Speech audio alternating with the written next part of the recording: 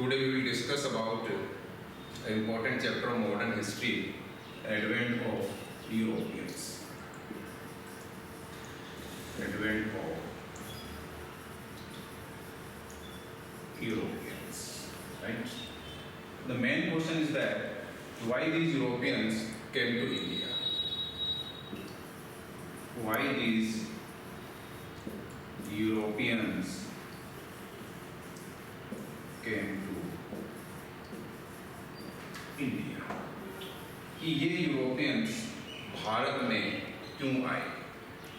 इसका सीधा सीधा आंसर है कि that time India was a golden sparrow according to a famous Islamic writer और Muslim writer कुतबी.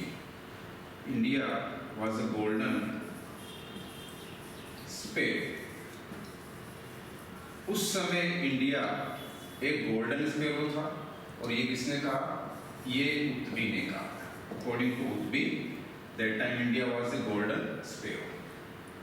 And golden sparrow के अकॉर्डिंग इन्होंने 3 फैक्टर्स बताए.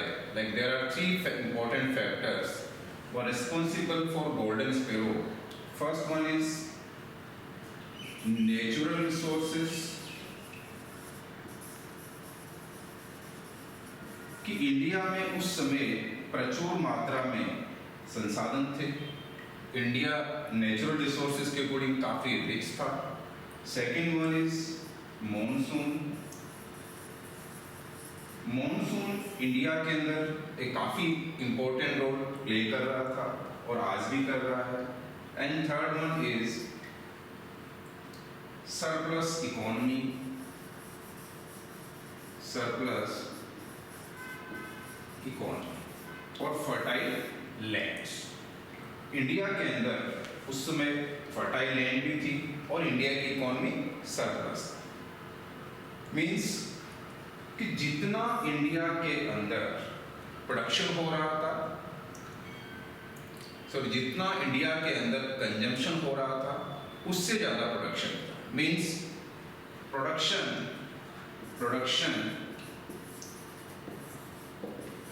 greater than consumption. Production greater than consumption. इस एक्स्ट्रा प्रोडक्शन और सरप्लस प्रोडक्शन की वजह से India में जो एक्स्ट्रा था उसका एक्सपोर्ट स्टार्ट हुआ. उसका एक्सपोर्ट होता था और India that time completely self sufficient in production and manufacturing. उस समय इंडिया सभी क्रॉप्स के प्रोडक्शन में, सभी तरह की चीज़ों की मैन्युफैक्चरिंग में एक सेल्फ सफिशिएंट कंट्री था. सभी कंट्रीज का सपना था इंडिया के साथ ट्रेड करने का.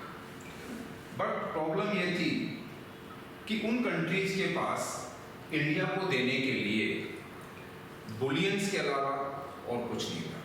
बस एक ये भी चीज़ थी कि इंडिया की ट्रेड में मोनोपोली थी और उस मोनोपोली के अकॉर्डिंग इंडियन ट्रेडर्स बुलियंस को ही एक्सेप्ट करते थे, बाकी दूसरी चीज़ों को एक्सेप्ट नहीं करते थे. Means other country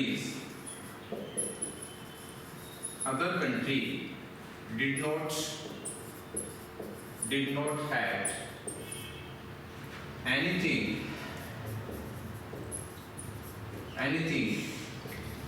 to give to India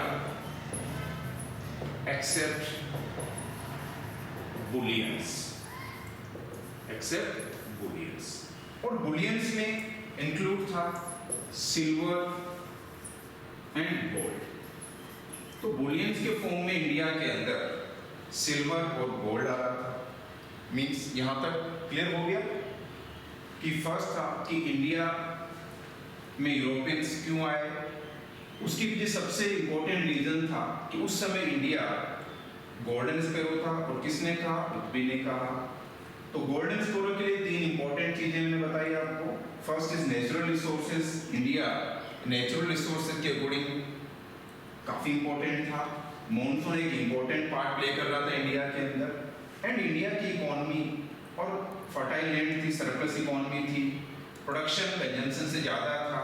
उस एक्स्ट्रा प्रोडक्शन जो सरप्लस प्रोडक्शन था उसका एक्सपोर्ट स्टार्ट हो गया था, उसका एक्सपोर्ट होता था, और इंडिया कंप्लीटली सभी चीज़ों के प्रोडक्शन और मैन्युफैक्चरिंग में सेल्फ सफिशिएंट कंट्री था। और सभी कंट्रीज़ का इंक्लूडिंग यूरोप, सभी कंट्रीज़ का सपना इंडिया के साथ ट्रेड करने का था। बट उन कंट्रीज़ के पास इंडिया को देने के लिए बुलियंस के अलावा और कुछ चीज़ें नहीं थी। तो स्टूडेंट्स, इंडिया के अंदर जिस तरह से गोल्ड और सिल्वर आ रहा था, उस कंडीशन में एक हिस्टोरियन ने इंडिया को सिंक ऑफ गोल्ड कहा। India was the sink of gold. Sink of gold according to Pliny. Pliny के अकॉर्डिंग जिस तरह से इंडिया के अंदर गोल्ड कलेक्ट हो रहा था, उसके अकॉर्डिंग प्लिनी ने इंडिया को सिंक ऑफ गोल्ड मीन्स सोने का अंधा कुआं बताया। ठीक है। तो जिस तरह की इंडिया की प्रॉस्पेरिटी थी, जिस तरह से इंडिया की इकोनॉमिकल डेवलपमेंट थी, उन सब चीज़ों को देखते हुए यूरोपियंस और अदर कंट्रीज इंडिया में आए। ये तो आपको पता लग गया होगा कि यूरोपियंस क्यों आए, why these Europeans came to India. तो उसका सीधा आंसर था, फर्स्ट था कि इंडिया की प्रॉस्पेरिटी मीन्स ये हो गया आपका पुल फैक्टर। और ये इंडिया की prosperity, natural resources, surplus economy एक तरह से यूरोपियंस के लिए पुल फैक्टर का काम है। ठीक है, ये पहला फैक्टर आपको पता लग गया कि यूरोपियंस के आने का पुल फैक्टर। अब हम बात करेंगे second factor was push factor. Second factor was push factor. ये पुश फैक्टर यूरोपियंस के लिए होगा। यूरोपियंस की जो जोग्राफिकल कंडीशंस है, वहाँ की पॉलिटिकल कंडीशंस है, वहाँ का इकोनॉमिकल सिनेरियो है, वो पुश फैक्टर का काम प्ले करेगा। राइट। तो अभी आगे देखते हैं कि पहले ऐसा नहीं था कि इंडिया और यूरोप के बीच में ट्रेड 15-16 सेंचुरी में डेवलप हुआ, ऐसा नहीं था। उससे पहले भी एंशिएंट टाइम से कई वर्षों से इंडिया और यूरोप के साथ ट्रेड होता था। लेकिन ट्रेड के रूट्स कैसे थे वो भी हम देखते हैं। तो यहाँ पर एक बड़ी इंपॉर्टेंट चीज़ है, आप यहाँ पर ध्यान दो। ये अफ्रीका है, यहाँ पर this is Red Sea and this is the Gulf of Persia. India, Myanmar, Malaysia, South China Sea, Indonesia, then यहाँ से Arab countries, Turkey, Black Sea, and ये Sea of Marmara and Italy, Portuguese and Spain. ठीक है। तो ये एक simple सा map है, यूरोप और इंडिया आपको मेंशन है यहाँ पर। देन यहाँ पर ये हिमालय है, यहाँ पर हिंदुकुश माउंटेन रेंज है, और यहाँ से एक ट्रेड रूट जो एंशिएंट टाइम से एशिया और यूरोप के बीच में चलता था, दैट वाज सिल्क रूट। उसका नाम था सिल्क रूट। ये सिल्क रूट है चाइना से, हिमालय के नॉर्थ से होते हुए यहाँ से एशिया, और यहाँ से इसका एक पार्ट यूराल माउंटेन रेंज से होकर सीधा पोलैंड की तरफ जाता था, एंड दूसरा इसका रूट था वो टर्की से होते हुए, ब्लैक सी से होते हुए, सी ऑफ मार्मरा से होते हुए इटली में एंटर करता था। तो ये इस तरह से सिल्क रूट वर्क करता था। और इसी सिल्क रूट के थ्रू इंडिया का भी ट्रेड होता था। यहाँ से ताम्रलिप्ति पोर्ट जो आज के टाइम में NH1 और NH2 है, यहाँ से हिंदूकुश माउंटेन से काबुल से होते हुए सिल्क रूट में एंटर करता था।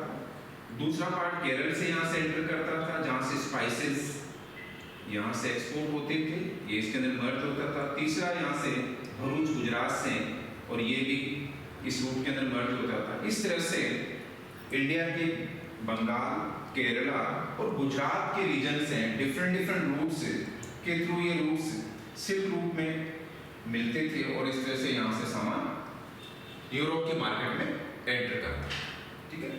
देन इसके अलावा एक और रूट था यहाँ पर, जो कि सी रूट के थ्रू, जिसमें अरेबियंस की मोनोपोली थी।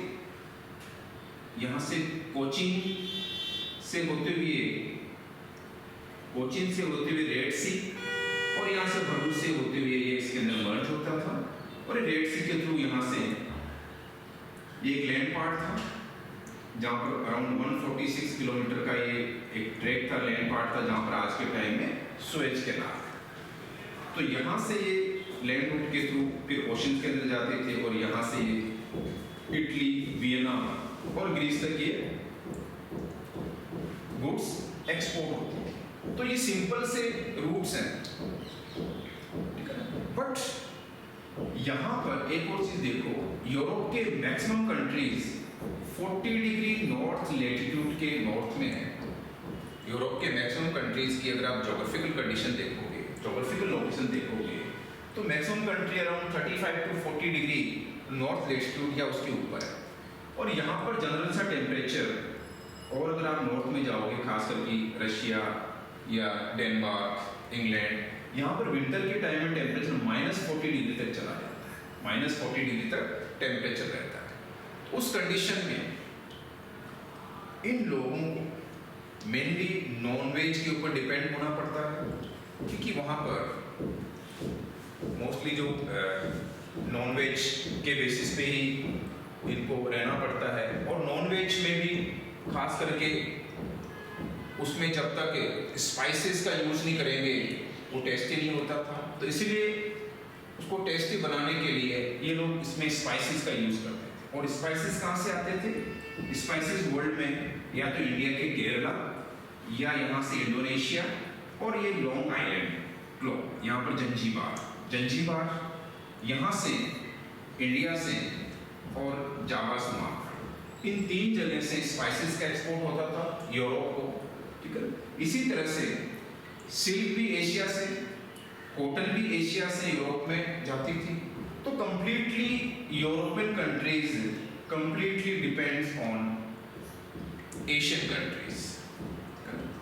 आप ये भी कह सकते हैं कि west can not survive without east, यानी कि वेस्ट बिना ईस्ट के सर्वाइव नहीं कर सकता, ठीक है।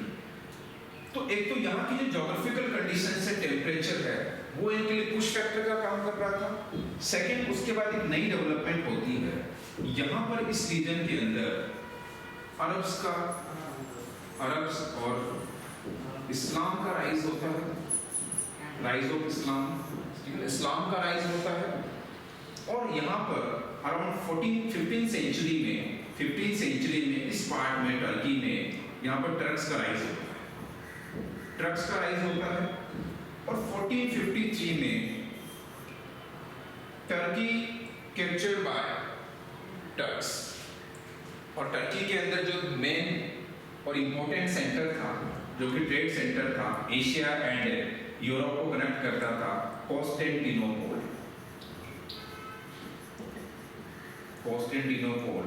और आज के टाइम में इस्तांबुल।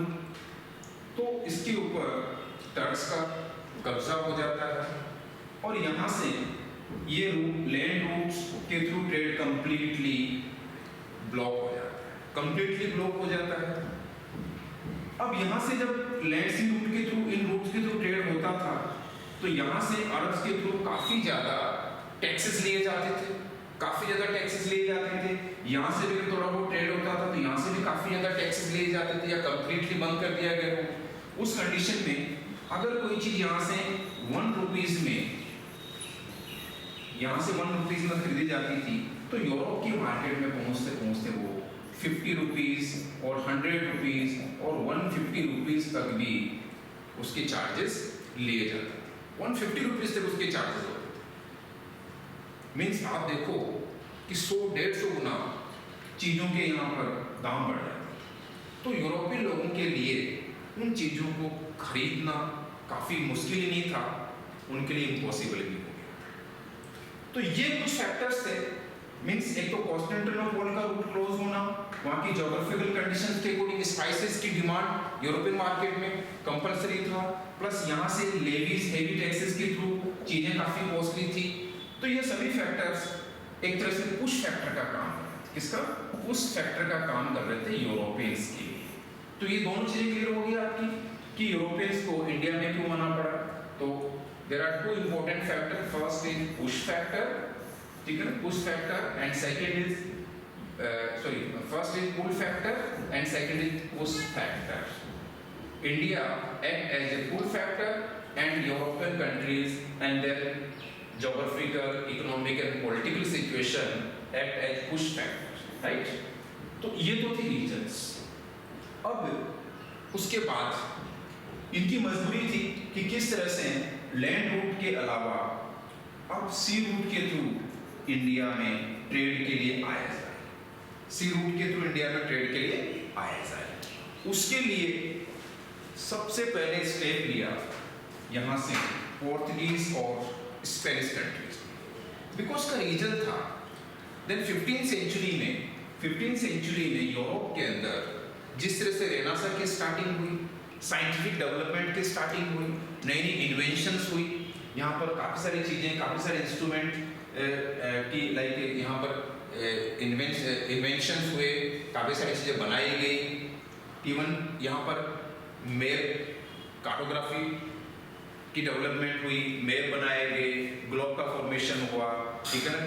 तो उस कंडीशन में यहाँ से इन कंट्रीज ने इंडिया के लिए अब डिसीजन लिया कि एवरी ईयर जब तक ये सी रूट को सर्च नहीं कर लेंगे, हर साल ये यहाँ से बड़े बड़े जहाज या शिप इसके लिए इंडिया की सी रूट की डिस्कवरी के लिए भेजते रहेंगे, ठीक है।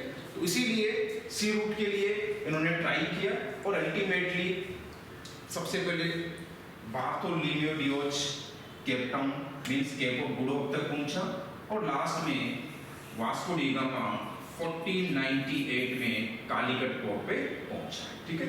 तो स्टूडेंट्स ये तो था यूरोपियंस किस तरह से इंडिया में आए और क्यों इंडिया में आए, उसका रीजन से हमने बता दिया। तो इतना सफिशिएंट है आपके